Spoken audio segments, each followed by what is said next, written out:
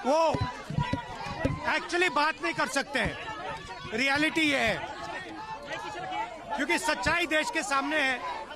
और ये जो लड़ाई है ये राजनीतिक नहीं है, ये कॉन्स्टिट्यूशन की लड़ाई है। कॉन्स्टिट्यूशन को बचाने की लड़ाई है। वन मैन वन वोट की लड़ाई है। इसीलिए हमें साफ प्योर वोटर लिस्ट चाहिए। नमस्कार, मैं रोहित कुमार। दोस्तों, लोकतंत्र के बाजार में आज फिर सन्नाटा है, लेकिन यह सन्नाटा भी शोर मचा रहा है। सन्नाटे की आवाज उन लोगों तक पहुंच रही है जो सुनना नहीं चाहते। आज दिल्ली की सड़कों पर न सिर्फ गाड़ियां थीं, बल्कि सत्ता और जनता के बीच खड़ी सबसे दीवार थी बैरिकेड। दोस्तों, सुबह 11:30 बजे संसद के मकर द्वार से करीब 300 सांसद निकले। राहुल गांधी, प्रियंका गांधी, अखिलेश यादव, संजय राउत और कई विपक्षी नेता। लक्ष्य सिर्फ कुछ किलोमीटर दूर था, चुनाव आयोग का दफ्तर। लेकिन लोकतंत्र में यह दूरी आज भी पहाड़ से भी लंबी हो गई। संसद के गेट से निकले नेताओं के चेहरों पर थकान नहीं, गुस्सा नहीं, बल्कि एक अजीब सी दृढ़ता थी। राहुल गांधी के हाथ में संविधान की एक छोटी प्रति थी, जैसे याद दिला रहे हों कि यह लड़ाई सिर्फ चुनाव आयोग से नहीं, बल्कि उस किताब की हर लाइन से है। प्रियंका गांधी के चेहरे पर एक ठंडी मुस्कान थी, वह मुस्कान जो सरकार को चुभती है, क्योंकि उसमें डर नहीं होता। अखिलेश यादव हमेशा की तरह अपनी खास लखनऊ वाली अदाओं में थे। न ज्यादा चिल्लाहट, न ज्यादा जोश, लेकिन जहां जरूरत पड़ी वहां लोहे की दीवार को भी कागज समझ लिया। चुनाव आयोग का रास्ता लोहे, प्लास्टिक और पुलिस के हेलमेट से बंद था।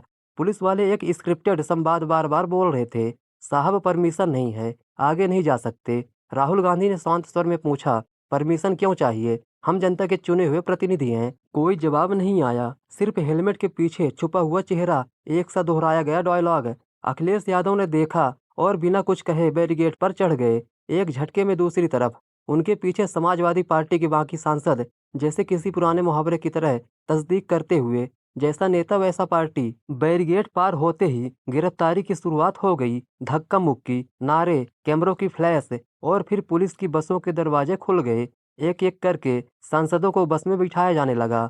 राहुल गांधी, प्रियंका गांधी, अखिलेश यादव, संजय राउत जैसे लोकतंत्र के अलग अलग टुकड़ों को एक ही डिब्बे में बंद कर दिया गया हो। बस के अंदर भी खामोशी नहीं थी। प्रियंका गांधी का गुस्सा साफ था, यह कायर सरकार है, यह डरती है, इसीलिए हमें रोक रही है। आप चुनाव आयोग तक जाना चाहते थे, लेकिन आप लोगों को यही रोक दिया गया। क्या समझते हैं आप इस तरीके की चीजों को देखकर? डरे हुए हैं, कायर है, कायर है, सरकार कायर है। राहुल गांधी मीडिया से मुखातिब हुए, यह लड़ाई संविधान को बचाने की है। वोट चोरी मतलब संविधान पर हमला, और यह हम होने नहीं देंगे। टीवी चैनलों पर इस वक्त क्या चल रहा था? मौसम का हाल, फिल्मी गपशप, क्रिकेट के स्कोर। गोदी मीडिया के लिए सवाल पूछना उतना ही खतरनाक है जितना अंधेरे में सच्चाई देखना। इधर दिल्ली में गिरफ्तारी, उधर मध्य प्रदेश के रीवा में वोट सत्याग्रह शुरू हो चुका था। गांव के लोग, किसान, मजदूर सब एक ही सुर में नारा लगा रहे थे, वोट नहीं तो संविधान नहीं। रीवा के एक बूढ़े किसान ने कैमरे पर कहा, हमारा नाम वोटर लिस्ट से काट दिया गया है, मैं पैदा भी यही हुआ हूँ, मरूंगा भी यहीं, लेकिन अब वोट नहीं डाल सकता, तो क्या मैं अब हिंदुस्तानी नहीं? सड़क की लड़ाई सिर्फ एसआईआर तक सीमित नहीं। पश्चिम बंगाल के मुर्शिदाबाद में वक्फ कानून के खिलाफ विरोध ने आग का रूप ले लिया। रेलें रुकी, बाजार जले और अदालत ने बीएसएफ बुला ली। यह सिर्फ कानून का विरोध नहीं था, यह संविधान की उस धारा की पुकार थी जो कहती है कि धर्म और राज्य अलग हैं लेकिन बराबर हैं। विपक्ष की रणनीति क्या है?